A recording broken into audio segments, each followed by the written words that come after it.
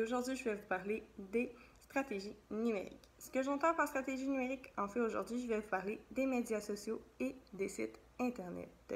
Ce sont deux éléments très importants à avoir en tant qu'entreprise de nos jours. Je vais vous donner 10 astuces pratiques pour avoir une bonne page Facebook et avoir un site internet fonctionnel. Donc pour commencer, première astuce, il faut savoir que ce ne sont pas toutes notre marché cible qui sont sur les réseaux sociaux. En fait, ce que j'entends par là, c'est si on essaye de rejoindre un public plus âgé, il est très possible que notre public ne soit pas sur les réseaux sociaux. Donc, de cette façon, il faut utiliser des médias plus traditionnels. Par exemple, les journaux, la radio ou la télévision. Ce sont des médias qui vont plus les rejoindre que Facebook ou Instagram. Deuxième astuce, il faut s'assurer d'avoir une bonne image sur notre page Facebook.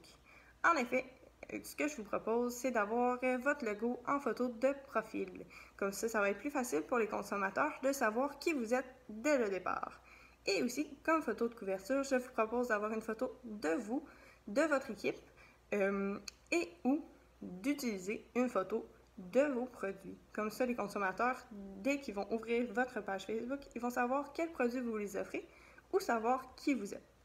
Troisième astuce, il faut s'assurer de ne pas utiliser des photos avec des droits d'auteur. Donc, je vous conseille de ne pas utiliser les photos qu'on retrouve sur Google. Ce sont des photos qui ont chacune d'elles des droits d'auteur, pour la plupart. Donc, ce que je vous conseille, c'est d'utiliser le site Pixabay ou le site Unsplash. Ce sont deux sites qui vous proposent des photos avec aucun droit d'auteur.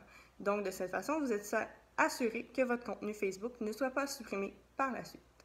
Quatrième astuce, il faut s'assurer que nos publications soient intéressantes. Donc, soit mettre des photos, des vidéos ou même des anecdotes pour que notre consommateur prenne le temps de regarder notre publication.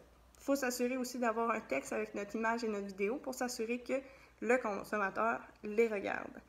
Donc, ce que je vous conseille, c'est même d'ajouter des petits emojis. Donc, de cette façon, vous attirez l'œil du consommateur.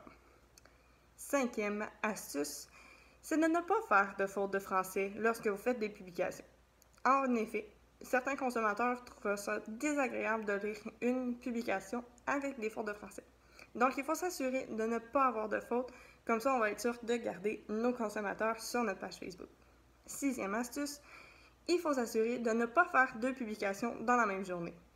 En effet, c'est mieux pour une page Facebook de faire plus d'une publication dans une semaine que de toutes faire nos publications dans une journée. Donc, ce que je vous conseille, c'est d'utiliser l'outil programmation de Facebook. De cette façon, vous pouvez programmer vos publications pour pouvoir avoir plusieurs publications dans une semaine et vous n'avez pas à repenser à faire votre publication. Elle va sortir directement alors que vous avez décidé de la publier. Le sixième astuce, ce serait d'avoir un site internet qui est structuré. Il faut s'assurer que notre information soit structurée par catégorie. Donc, il faut s'assurer que le consommateur puisse trouver qui nous sommes à la première page, à propos avoir plus d'informations sur l'entreprise, nos produits, nos services et la partie « Contactez-nous ». Ceci est mon septième astuce. Donc, le septième astuce est d'avoir une partie « Contactez-nous ». C'est une façon pour le consommateur de trouver notre adresse, les heures d'ouverture si on en a, d'avoir notre numéro de téléphone et notre adresse courriel. Donc, c'est une partie où que le consommateur retrouve le plus d'informations pour pouvoir nous contacter. C'est une partie que les consommateurs aiment parce que c'est facile pour eux autres d'avoir un contact direct avec nous.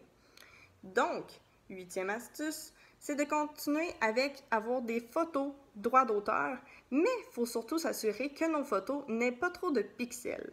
Je vous explique pourquoi. Si notre photo a trop de pixels, notre photo va être lourde pour le site internet et ceci va endommager la vitesse de l'ouverture du site ou même de téléchargement des pages. Donc, neuvième astuce, il faut avoir un site internet qui est assez vite pour le consommateur, puisque c'est une façon pour le consommateur de se tanner d'avoir un site internet qui est trop lent pour l'information qu'ils veulent aller chercher. Donc, il faut s'assurer que nos images ne soient pas trop lourdes pour le site internet et qui ne ralentissent pas nos données. Donc, il faut s'assurer que le tout soit bien pour la vitesse et que le consommateur, ce soit facile pour lui d'aller chercher l'information. Donc, dernière astuce, comme j'ai mentionné pour la page Facebook, il faut s'assurer de ne pas avoir de fautes de français sur notre site et s'assurer aussi d'avoir toujours l'information mise à jour.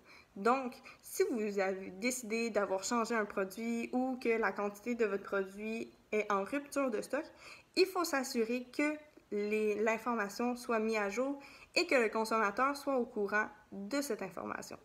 Donc, si je fais un résumé sur notre page Facebook, il faut s'assurer que ce soit une page Facebook à notre image et à nos couleurs et surtout que ce soit intéressant pour le consommateur pour pouvoir avoir le plus de personnes qui nous suivent sur notre page Facebook et d'avoir le plus d'intérêt par le consommateur.